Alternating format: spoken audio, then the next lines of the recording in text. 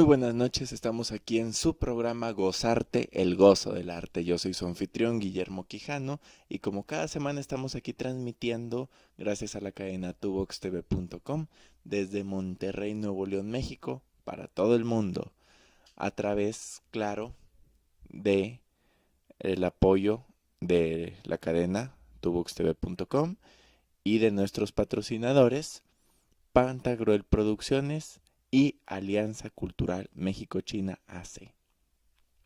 Y bueno, estamos aquí hoy martes 20 de febrero del año 2018. Y hoy es un día que de hecho da pie a un tema muy ad hoc a este año que son de elecciones. Aquí en México estamos por tomar en julio una decisión que nos afectará los próximos 6 años mínimo, porque a veces algún presidente puede tomar ciertas decisiones que tienen repercusiones no solamente durante su sexenio de mandato, sino, pues la verdad, nada más, el ejemplo clásico, Carlos Salinas de Gortari con la evaluación del 93, estamos en el 2018 y todavía sigue vigente la decisión que se tomó, ¿sí? Ahora, respecto a la tenencia, ese es otro ejemplo. La tenencia era un impuesto temporal y transitorio con un fin específico, que era la construcción del Estadio Olímpico cuando fueron las Olimpiadas aquí en México, y apenas la están quitando. Digo, con la esperanza de que será permanente esa decisión de quitarlo, porque pues si constitucionalmente nos vamos, no debieron haberlo estado cobrando todos estos años en primer lugar. Pero bueno, el día de hoy fue declarado por la ONU como el Día Internacional de la Justicia Social. Esto fue en el año 2007, por lo que hoy, año 2018, estamos celebrándolo por 11º año consecutivo. Y claro, antes de ahondar más en el tema, tenemos que hacer la definición con claridad. ¿Qué es la justicia social? Pues simplemente definir esto con claridad nos va a llevar una buena parte del programa. Como su nombre lo indica, la justicia social es justicia aplicada a la sociedad, pero específicamente a qué nos referimos. La justicia social empieza como una necesidad de la repartición equitativa de los bienes sociales para todo el conjunto social. Pues vamos a estar repitiendo la palabra sociedad y sus derivadas mucho en este programa. ¿Por qué? Este término tal cual empezó a mediados del siglo XIX, pero realmente podríamos remitirnos hasta la época de Aristóteles. Aristóteles hablaba de justicia distributiva, o sea, de distribuir la justicia de manera equitativa igual para todos. Este término de justicia social, en el concepto acuñado a mediados del siglo XIX, pues tiene una variante, una definición. No habla únicamente de justicia en el sentido de legalidad, o sea, leyes para todos iguales, sino que va un poquito más a lo moral, a lo que es justo para la sociedad. Citando las sabias palabras de el señor Spock en Star Trek, el bien de los muchos es mayor al bien de unos pocos o de uno solo. Palabras exactas no era así, es la idea. Este concepto de justicia social nos habla básicamente de la distribución equitativa de todos los bienes sociales igual para todos, en igualdad de condiciones, y ustedes se preguntarán, ¿qué es un bien social?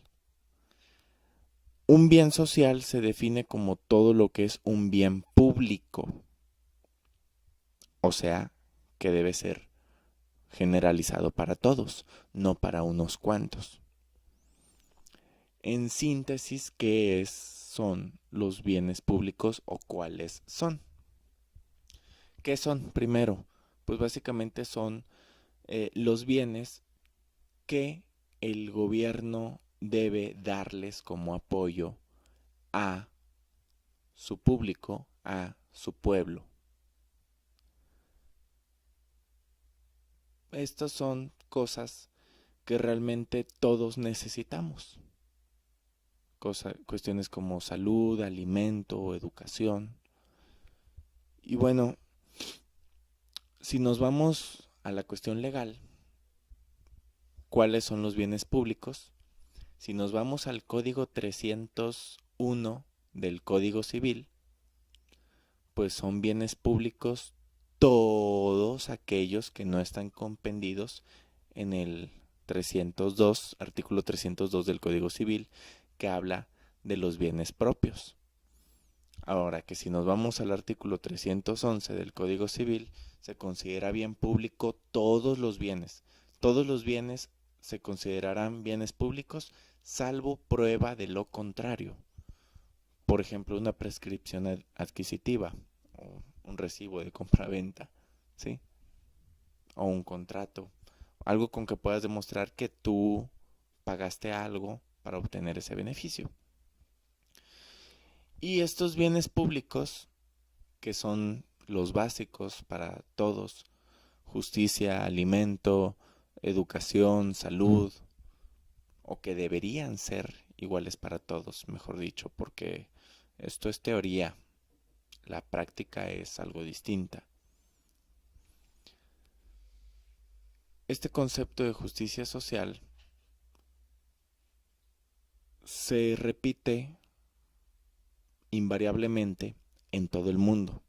No es que los bienes públicos sean diferentes en tal o cual país, sino que esto va muy ad hoc a los derechos humanos. Porque dentro de los derechos humanos, que ya lo hemos mencionado el año pasado en este programa, los derechos humanos son todos los derechos que tenemos por el simple hecho de existir, ¿sí? Como derecho a la vida, derecho a la educación, derecho a una identidad, derecho a cierta comodidad, derecho a tener un trabajo digno, etcétera, etcétera, etcétera, etcétera. Y esta justicia social está totalmente amparada para las leyes de todo el mundo, de cada país. Estas leyes deben respetar los derechos humanos y los derechos humanos bien respetados nos adquirirán la justicia social. Por ejemplo, un ejemplo muy sencillo, el derecho humano que tenemos de trabajar en lo que nosotros queramos, en lo que nosotros elijamos, de acuerdo a nuestras capacidades y nuestros deseos. Una combinación de ambos, capacidad y deseo. Básicamente quiere decir que si, vamos a suponer, yo soy hijo de campesinos y yo quiero ser doctor, y yo voy y me preparo y estudio medicina y me vuelvo capaz, soy un doctor capaz. Entonces no debe existir ninguna razón para que no me contraten en un hospital. ¿Sí? El hecho de ser hijo de campesinos no debería ser negativa para entrar a un hospital. Que hasta ahorita nunca he sabido que le nieguen el trabajo de doctor a nadie por ser hijo de campesinos. Este es un ejemplo hecho al vapor, en el aire, ¿sí? Pero que muestra con claridad lo que es la justicia social. Un ejemplo un poco más truculento y más realista también. Existen algunas señoritas que no tienen apoyo de su familia o de otras personas porque no tienen recursos económicos suficientes para pagarse una educación universitaria. Y ellas quieren estudiar y se meten a estudiar, y para pagar sus estudios se meten a trabajos que les brindan cierta flexibilidad de horario y dinero más rápido y en mayor cantidad que otros trabajos, que serían meseras o algo así por el estilo. Estoy hablando de aquellas estudiantes que para pagarse su universidad se meten en la prostitución. Vamos a suponer que una de ellas es estudiante de X carrera. Vamos a decir, para entrar un poco en paradoja, en leyes. ¿Sí? Si ella tiene la capacidad, la educación y su título, puede ejercer como abogada, sin que su pasado tenga que ser un aliciente a no desarrollarse en otra cosa. Supongamos que mañana o pasado ella está defendiendo un caso y el contrario fue cliente de ella alguna vez. Él no debería ni podría tampoco decir, es que esta abogada era prostituta.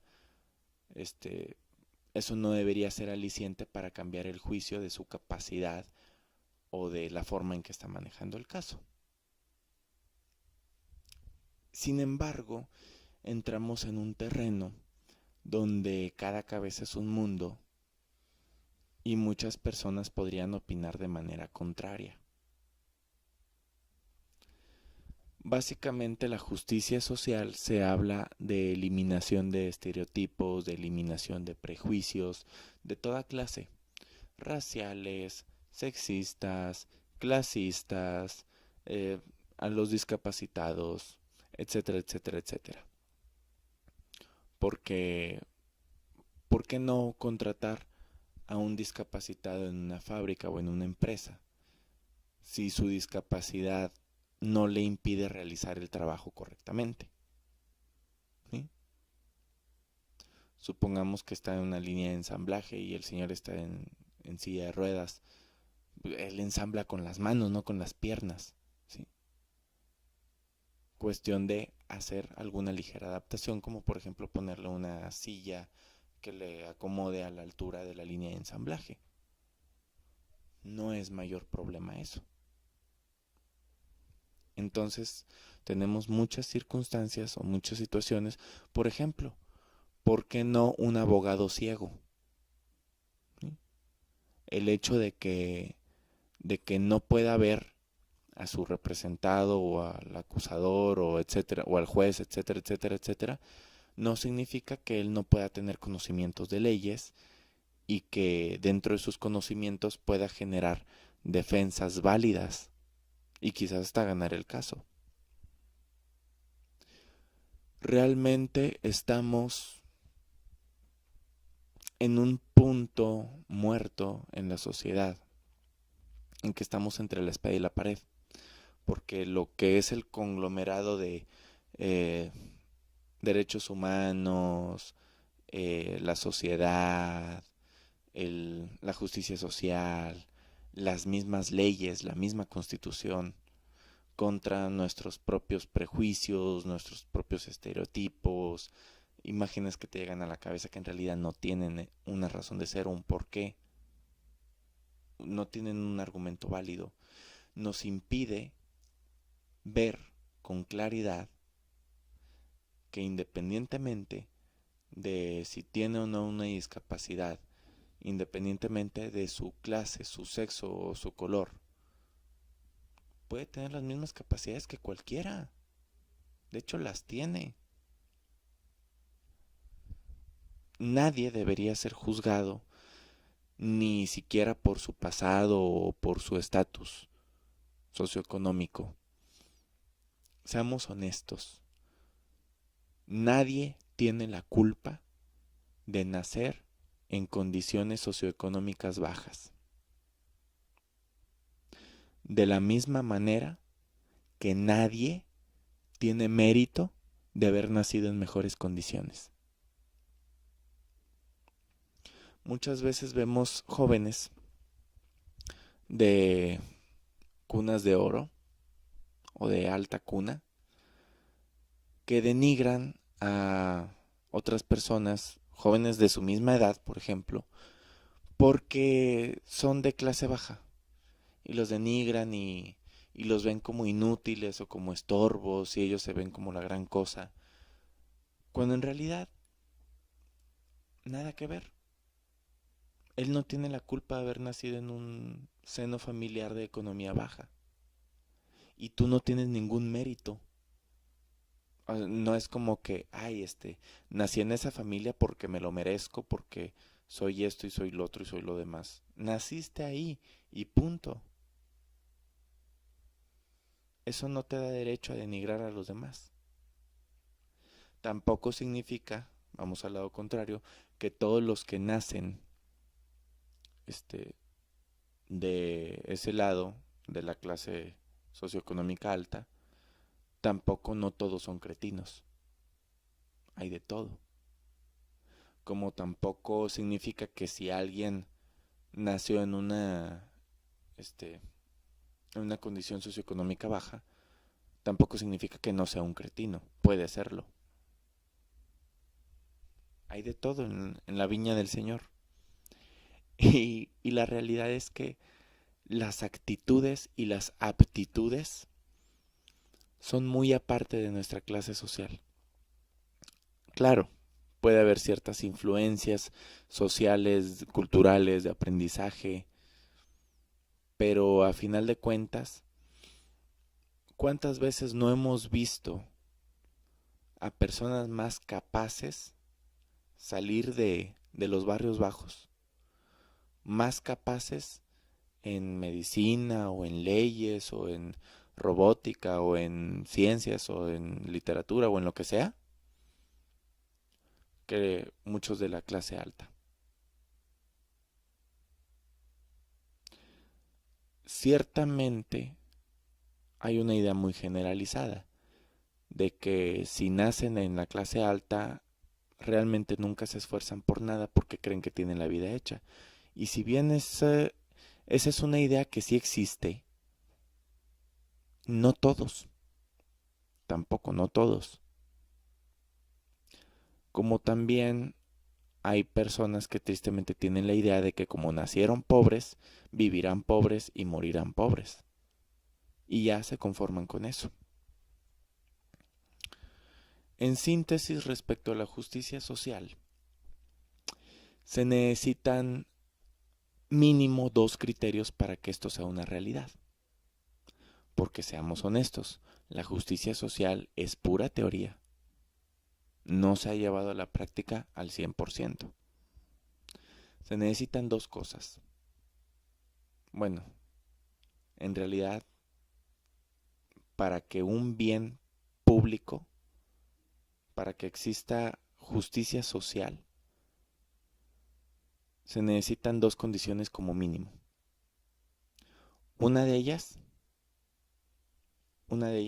que los bienes sean realmente públicos, que no se le dé preferencia en sectores tan importantes como el sector salud o educación o alimento al que tiene más que al que tiene menos, sino que ante una verdadera emergencia pueda atenderse de la misma manera a uno y a otro.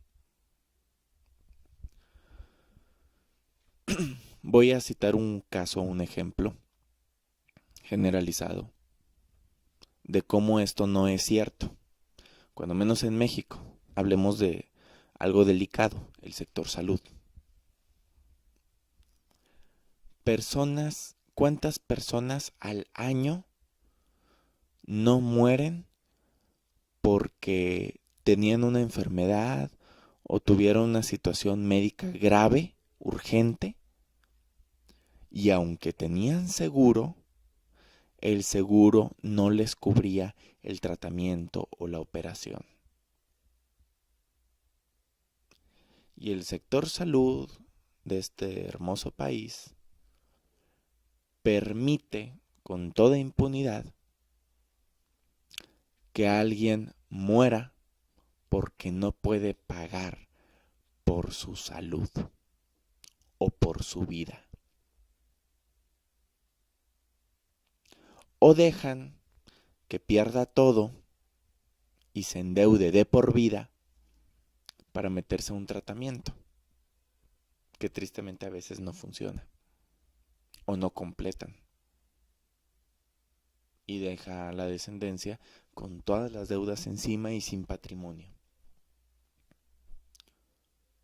¿Cuántos casos no hay de eso al año? Yo sé de varios. Y creo que todas las personas que nos están viendo sabrán más de un caso por el estilo. Yo creo que no soy el único que sé de casos así. ¿Tú sabes de casos así, Darío? ¿No? Ah, nada más por hacerme quedar mal. Nada te creas. Hay muchos casos y es muy triste. Y es muy triste que el sector salud en este país permita el desahucio de tantas personas porque no tienen dinero para tratarse, porque cometen el gran pecado universal de no tener dinero. Ese es su gran pecado. Porque así te trata el mundo, te trata como si ser pobre fuera pecado. Llegas a un punto en el que tú mismo te lo crees. Digo, no sé qué cálculos estará haciendo el gobierno, tal vez están calculando lo caro que es mantener a un obrero con un tratamiento tan costoso.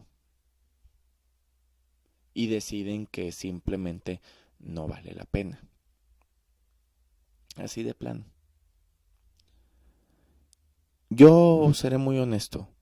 Yo sé que dentro de sus gabinetes tienen financieros, economistas y personas que son muy buenas con los números y con las matemáticas.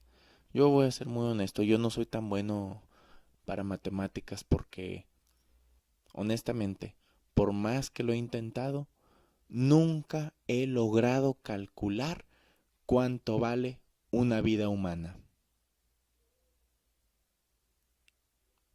Nunca he logrado calcular cuánto vale la salud,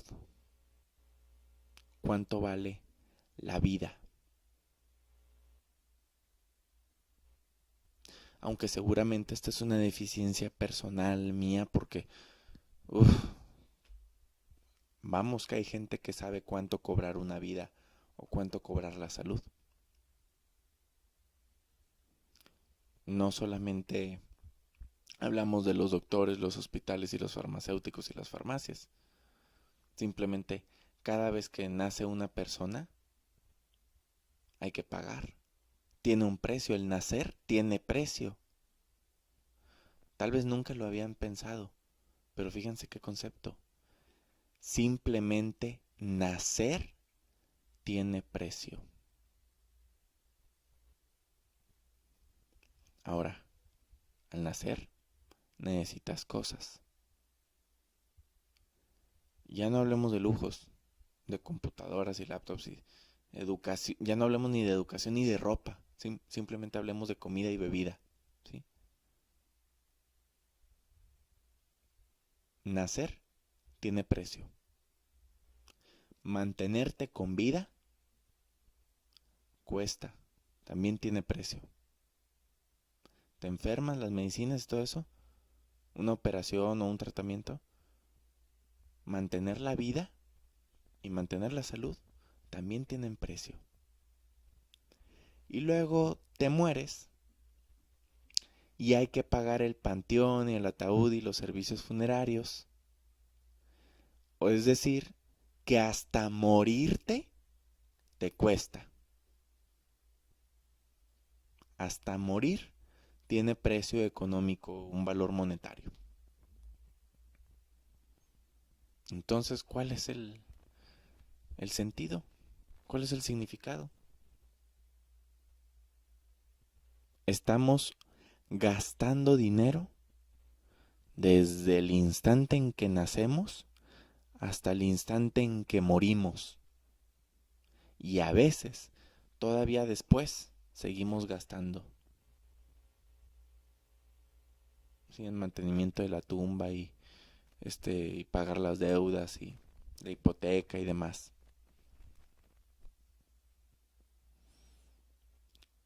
Discúlpenme lo que voy a decir,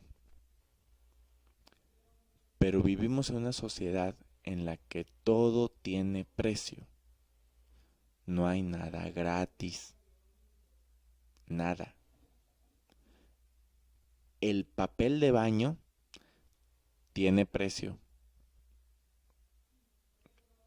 Lo digo de esta manera para no decir que hasta limpiarte tiene precio. Y para aquellos que en un optimismo irónico dicen, bueno, por lo menos el aire es gratis, se ve que nunca han comprado una bolsa de papitas.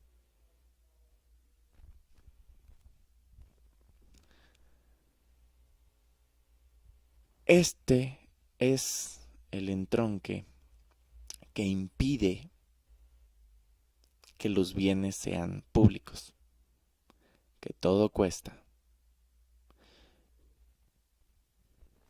Y voy a decir algo desagradable, pero cierto, y les pido que me permitan terminar la idea antes de juzgarme duramente.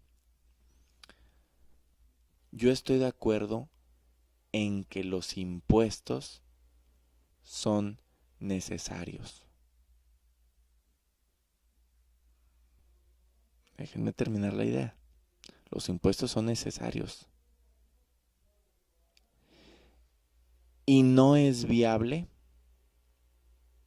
ni viable, ni posible, ni inclusive me atreveré a decir al grado de no es correcto la idea de eliminarlos por completo o bajarlos demasiado. Ojo, esto no significa que no podamos eliminar algunos impuestos ridículos o bajarle unas 4 rayitas a impuestos que están demasiado inflados. Pero ¿por qué digo que los impuestos son necesarios? Porque los impuestos es la aportación que el ciudadano da para que el gobierno administre ese dinero y nos pueda brindar los bienes públicos. Pero ¿dónde está la falla del mecanismo? ¿Cuál es el punto en el que se pierde todo esto? Si esto se realizara correctamente, estamos con la premisa de que el gobierno tiene que dedicarse a proveer seguridad, bienestar y demás al pueblo, por lo cual no debe ni puede dedicarse a otras cosas, aunque le generen ingresos. De hecho, el gobierno no debe dedicarse a hacer dinero, debe dedicarse a realizar servicios públicos. Pero como realizar servicios públicos cuesta, necesita la aportación del ciudadano. Los impuestos existen para que el gobierno tenga con qué trabajar. Esa es la idea. Pero ¿qué pasa? Recibimos, pagamos impuestos. Reciben los impuestos y en vez de darle más fondos, a la educación, a la salud, ¿qué hacen? Se aumentan los salarios. Los gobernantes tienen sus juntas una vez al año, no es por sexenio ni por cierta cantidad, es una vez al año. Hacen sus juntas, los diputados, para decidir cuánto van a ganar ese año. Y nadie va a decir, no, ganemos lo mismo, o es más, ganemos menos.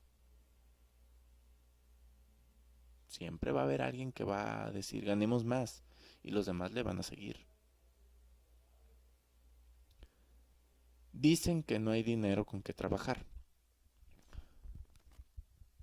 ¿Cómo es posible que no haya dinero con que trabajar, pero sí hay dinero para aumentarse los salarios? Y todavía terminan su mandato y como si hubieran hecho la gran gracia de un excelente trabajo, tienen sus jubilaciones vitalicias. Aquí me voy a remitir a la época de la antigua Grecia, cuando terminaban su mandato, había una reunión de todo el pueblo, llamada Eutonira, en el que votaban si había hecho un buen trabajo o un mal trabajo. Si el pueblo votaba que había hecho un buen trabajo como gobernante, se le recompensaba. Y si declaraban que había hecho un mal trabajo o había abusado de su poder o no había hecho nada bien, entonces era castigado.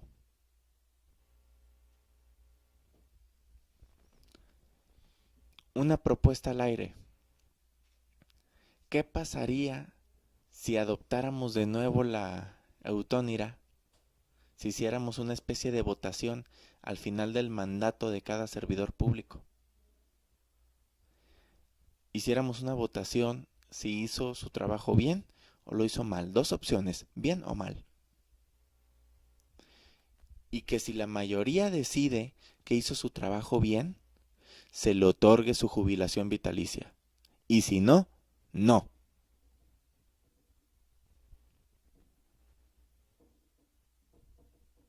Es mi propuesta.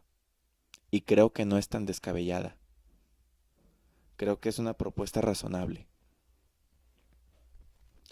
Ahora se supone que mientras eres servidor público, no debes dedicarte a otras cosas, a nada más, solo a tu cargo.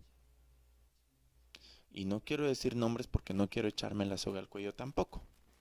Pero había cierto servidor público que a ojos vistos abría sus negocios donde vendía botas y sombreros. Y todavía tenía el descaro de ponerle a su tienda el nombre de su partido. No voy a decir quiénes para que luego no digan que yo dije, pero ya sabrán de quién estoy hablando, ya se imaginarán. Realmente, para que exista justicia social, les decía, se necesitan 2 condiciones. Una es que los bienes sean realmente públicos. Y ya dije en qué estamos fallando y por qué no son. ¿Y cuál es la otra condición para que exista realmente la justicia social? La otra condición es no la inexistencia de clases sociales menores, porque eso ya sería una utopía, ya es algo más difícil. Pero aunque existan clases sociales menores, para que exista justicia social, estas clases menores deben tener las mismas oportunidades que las clases sociales altas. Las oportunidades deben ser para todos. Básicamente estoy diciendo que en una sociedad socialmente justa sí existe la posibilidad de que alguien tenga una clase social menor, o esté estancado, o sin dinero, o la. Pero que si esa persona está estancada y está a la baja, sea por falta de esfuerzo y dedicación, no por falta de oportunidades y apoyo. Básicamente esa es la realidad, ese es el concepto socialmente justo. Sin embargo, en la realidad vemos muchas personas que tienen mucha capacidad, pero no obtienen trabajo, o si tienen trabajo no obtienen ascensos por otras cuestiones muy distintas a su capacidad. Así de simple. Por ejemplo, conozco yo una persona, una chica muy inteligente, muy capaz, que tiene su carrera, tiene su licenciatura en biotecnología genómica. Pero, decepción, ese campo en México prácticamente no existe. Entonces ella está trabajando como maestra de ciencias en una escuela privada. Que no denigro la labor docente. Yo soy maestro, yo me dedico al magisterio. Pero la diferencia entre, y de hecho doy la misma materia, doy ciencias, aunque en escuela pública. Pero, ¿cuál es la diferencia? Yo soy maestro porque yo decidí ser maestro, yo quise ser maestro y estudié para maestro. Y ella, aunque es buena maestra y domina la materia ampliamente, ella deseaba hacer otra cosa. Y no fue por falta de capacidad que no lo consiguió, fue por falta de oportunidad, porque en México esa oportunidad no existe. Y puedo citar ejemplos de carreras menos rimbombantes. Simple y sencillamente, a todo esto, ¿qué necesitamos para que exista justicia social? Necesitamos una cosa, una sola: compromiso. Pero el compromiso debe ser por ambas partes, gobierno y ciudadanos. Los ciudadanos debemos comprometernos a eliminar prejuicios, a eliminar estigmas, a reconocer que todos somos iguales ante la ley, que todos tenemos las mismas capacidades, los mismos sentires y pesares, todos somos humanos. ¿Y cuál debe ser el compromiso del gobierno? ¿Cuál debe ser? Obligarnos a los ciudadanos a cumplir con los derechos humanos y comprometerse a promover y propiciar la generación de oportunidades, el apoyo. Eso es lo que se necesita para que exista realmente justicia social. ¿Lo lograremos? No sé. Pero si lo lograremos, espero alcanzar a verlo. Ahora que si no alcanzo a verlo y se da después, pues ya que ya ni modo. ¿Sí? A Galileo Galilei lo condenaron a arresto domiciliario el resto de su vida. Y no fue sino hasta que cumplió 50 años de muerto cuando reconocieron que tenía razón. Pero bueno, menos mal que en algún momento lo hicieron. Aunque él hace 50 años que no podía saberlo o disfrutarlo. Pues este fue el tema de hoy, justicia social. Y está muy ad hoc a este año que es de elecciones. ¿Por qué? Porque de aquí a julio nos van a bajar el cielo y las estrellas. Y nos prometerán una utopía de justicia social. Algunos nos lo prometerán desde el día 1 de su mandato. Pero bueno, esperemos que este año tengamos la buena fortuna de elegir a alguien que, para variar, lo haga. Solo para variar un poco las cosas. Romper la monotonía y la rutina, ya saben. Desgraciadamente, la política en México es un circo. Y no es un circo bonito con payasos y equilibristas, no. Es un circo en el mal sentido de la palabra. ¿Por qué? Básicamente estamos acostumbrados a votar por el que nos reiremos más en vez del que sea más capaz. Esa es una. Y otra, tenemos que reconocer, antes que nada tenemos que reconocer que ser gobernante no es un trabajo fácil, porque si algo sale bien, todo el mundo te levantará. Pero si algo sale mal, y muchas cosas pueden salir mal, te van a decir hasta de que te vas a morir. Y del escarnio público no te vas a librar ni muerto. Ahí está cuántos presidentes no siguen todavía echándoles y ya no están ni con nosotros. Pero también debemos reconocer que nos falta cierta palabra. Realmente, si el dinero que reciben los partidos para hacer campaña, que es una muy buena cantidad, es básicamente hasta donde sé, el padrón electoral multiplicado por el 65% del salario mínimo. ¿Sí? Es una buena cantidad lo que reciben, suficiente para que los candidatos vivan de ahí. Pero si en vez de utilizarlo para campañas publicitarias, lo utilizaran para ayudar a la gente, ¿no sería eso una mejor campaña política? ¿No hablaría mejor del candidato? No necesitaría salir en la televisión o en la radio para que la gente hable de él. La misma gente hablará de él. Y digo esto con cierta jiribilla, con cierta maña, a ver si siguen el consejo, aunque sea para quedar bien.